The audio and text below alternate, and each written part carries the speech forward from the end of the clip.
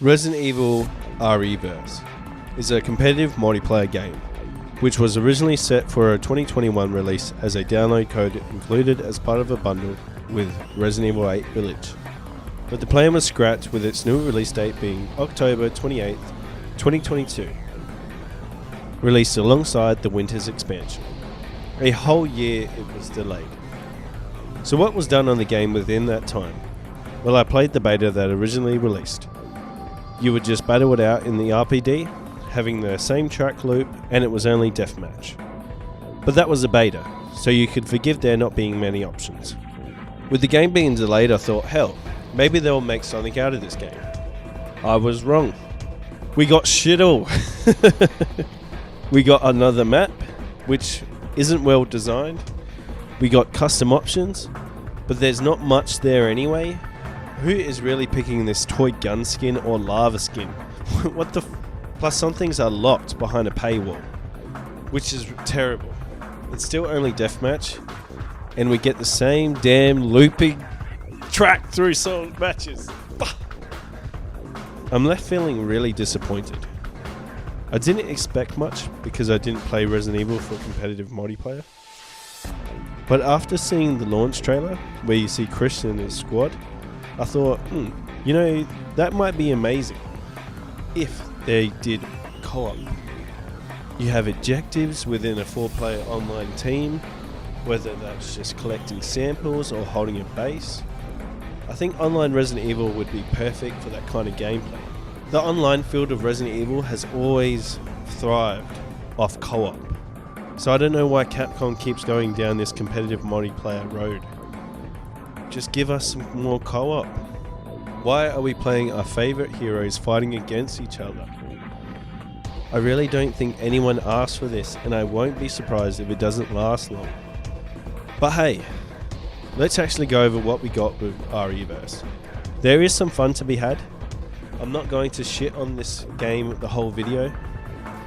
I will say, I love to see all the main characters together. All the RE Engine gang together.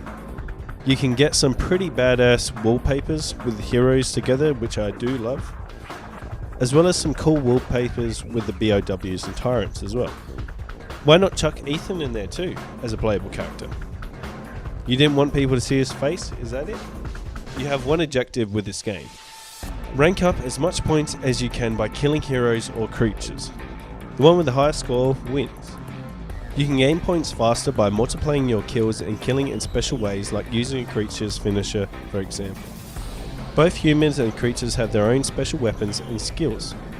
When you die as a human, you always become a creature as a somewhat last stand. Your health will slowly drain as a creature, so move quickly to get extra kills before respawning as a human. The way the creature section works is you have virus capsules throughout the map. The more you collect, the more powerful the creature you'll become. With none collected, you'll just be a molded, which is pointless, but sometimes use of the self-exploding skill can be handy with groups. Once you collect one, you'll be either a Hunter Gamma or Jack Baker. You definitely want Jack.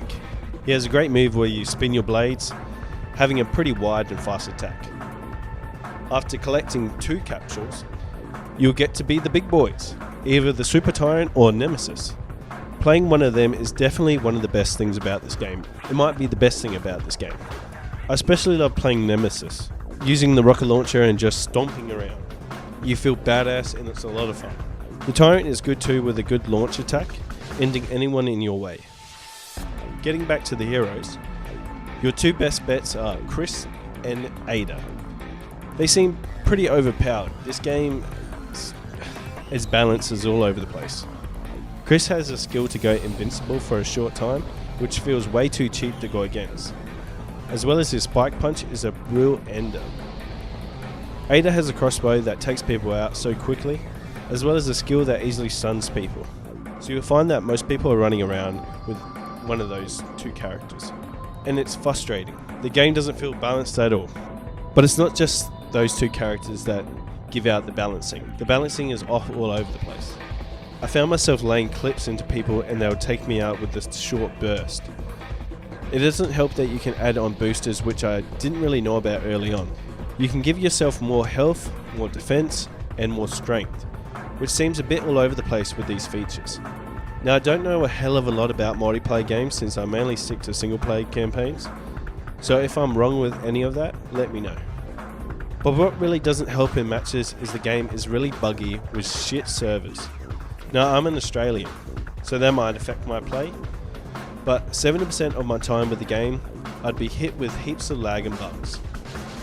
So frustrating to start off in a good state, only to have the match be filled with my character jumping around the damn screen, as well as the button response on my controller just stops working. Plus respawn points are pretty crap at times. When a match works, the game can be fun, but I find myself not having too many matches that were smooth. I will say though, it never really took me long to get into matches, it was always pretty quick, which was good. Plus, add in playing the same 2 maps, as well as hearing the same damn track over and over again, playing this game can get pretty frustrating if you're playing it for hours. Funny thing though, even though the game is pretty frustrating at times, I still have fun. It's dumb fun.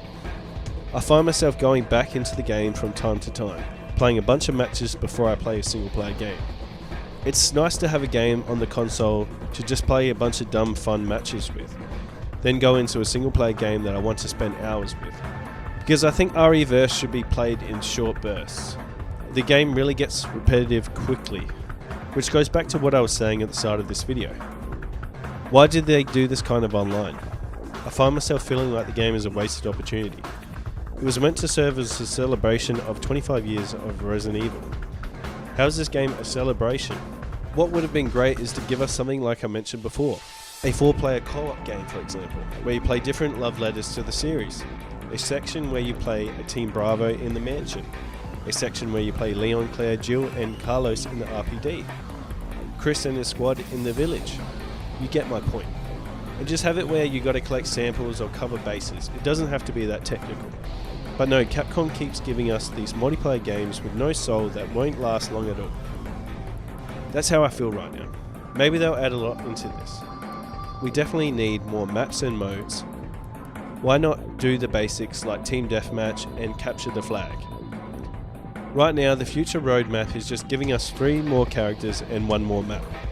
I'll be interested to see who they add, but 1 map, really? And no new modes? Overall, I feel disappointed when I think what this could have been. But with what we got, there is some short burst fun to be had. I hope more things get added than just new characters and 1 map, and I hope the game really gets patched out. Make something of this for the future. I want everything Resident Evil to succeed, so I hope for the best with this. With that though, thank you very much for watching. If this video served to entertain, be sure to like, subscribe, and share. I would really appreciate it.